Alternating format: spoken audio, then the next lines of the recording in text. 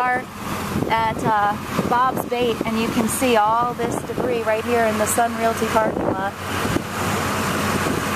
Where, oh, look at the dock there. It's completely destroyed in the back of Sun Realty. And these shops definitely had water in them. There's just no way around it.